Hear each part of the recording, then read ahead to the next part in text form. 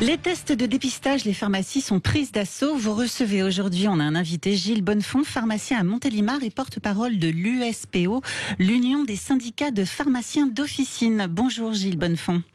Bonjour. Bonjour, merci d'avoir accepté notre invitation ce matin sur Sud Radio. Déjà, quel constat vous faites concernant cette demande de tests en pharmacie depuis la mise en place du pass sanitaire et l'annonce de son futur élargissement dans une semaine, tout pile?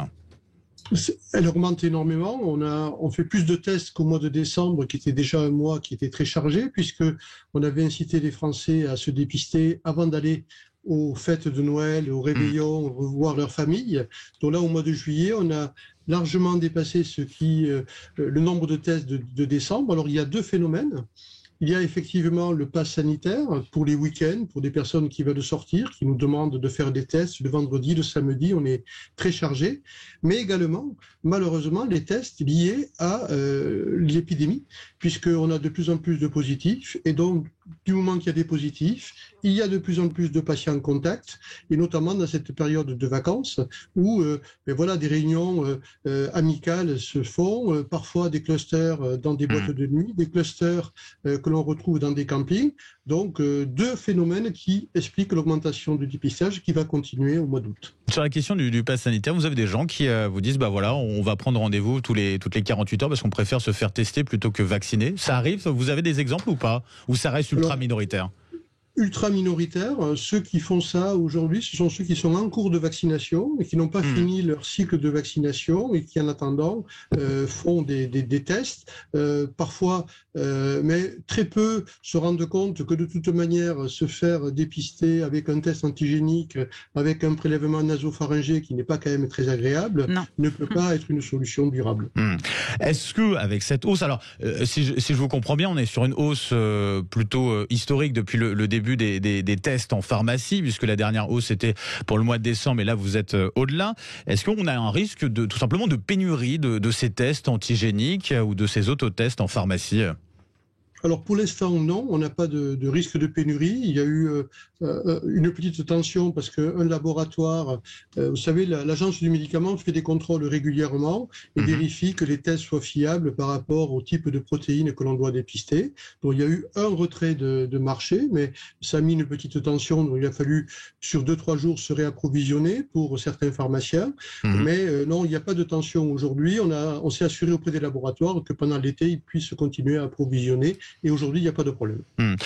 Gilles Bonnefond, pour faire face à cette demande de tests en forte hausse, est-ce que vous avez dû embaucher cet été? Est-ce que vous arrivez à tenir tout seul? Comment ça se passe à ce niveau-là, chez vous et puis dans les autres officines?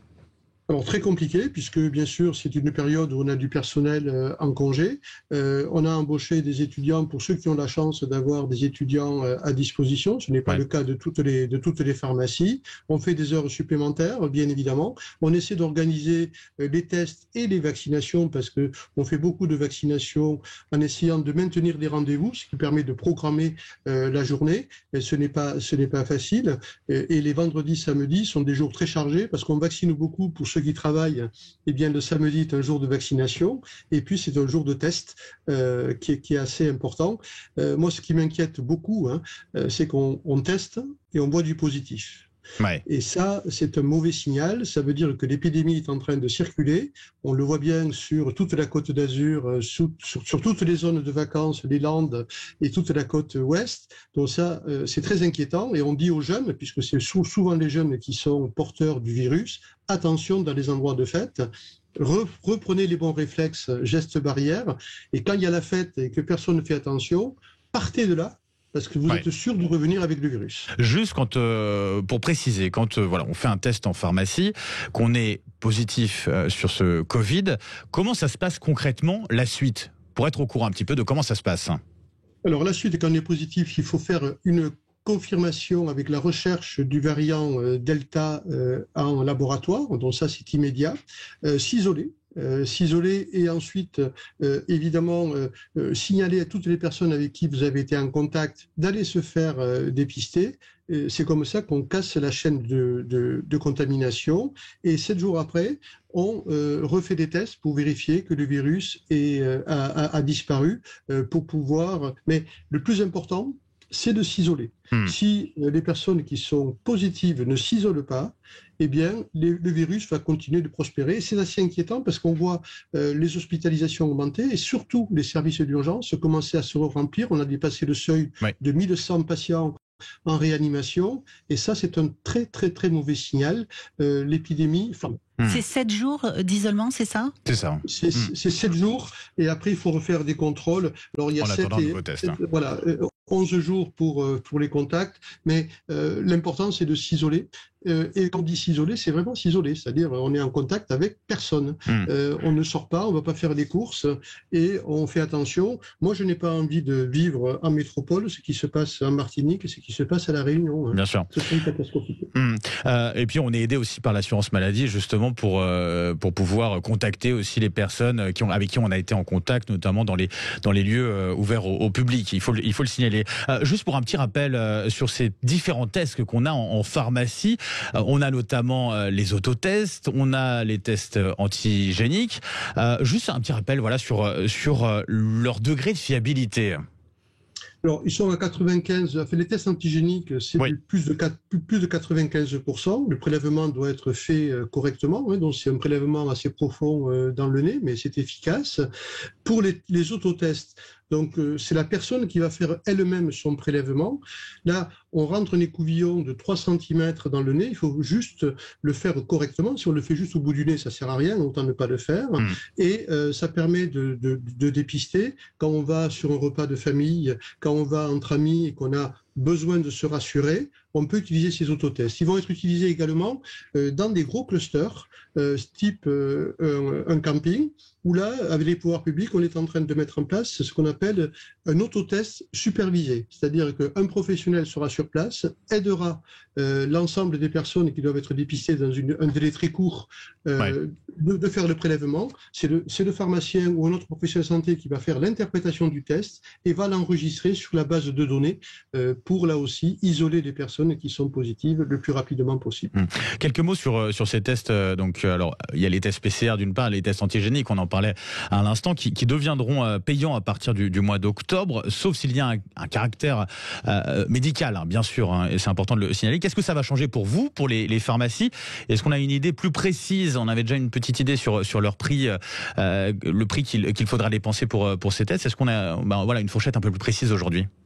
Alors, le prix est à 25 € aujourd'hui. Il est remboursé par l'assurance maladie à ce tarif et il sera un prix imposé pour les personnes qui viendront faire des tests, si c'est déremboursé, et qui ne rentrent pas dans le cadre d'un parcours de santé. D'ailleurs, on dit au pouvoir public, ne le faites pas sur prescription.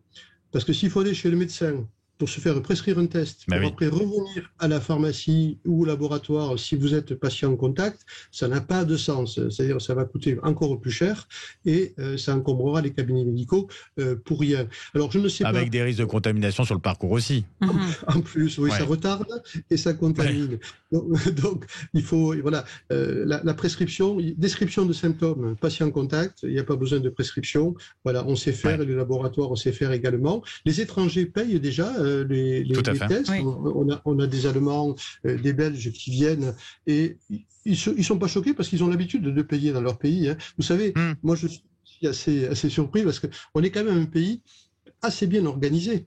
On a des vaccins, ils sont injectés gratuitement. On a des tests, ils sont faits gratuitement, quel que soit le public. Franchement, on a un bon système de santé et je trouve que les manifestations que l'on a aujourd'hui feraient mieux de regarder ce qui se passe dans d'autres pays où là, l'organisation du système ne permet pas de lutter contre l'épidémie. Et je crois qu'il faut laisser le choix. Nous, on vaccine énormément. Les patients sont de plus en plus nombreux à vouloir se faire vacciner.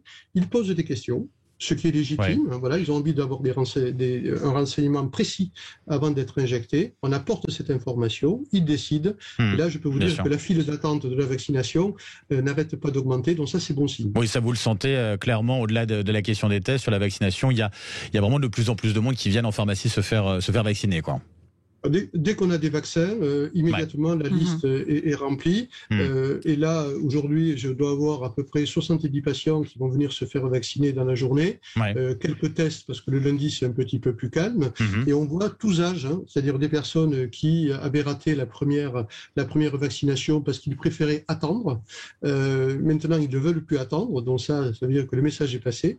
Et également des ados de 12 à 17 ans. Et puis des étudiants qui veulent faire une rentrée à la faculté parfaitement correcte, et donc il va être prêt au mois de septembre en étant vacciné pour être tranquille et pouvoir reprendre leurs études dans de bonnes conditions. Un grand merci Gilles Bonnefond d'avoir répondu à toutes nos questions ce matin sur Sud Radio. C'est vrai qu'elles sont nombreuses en ce moment.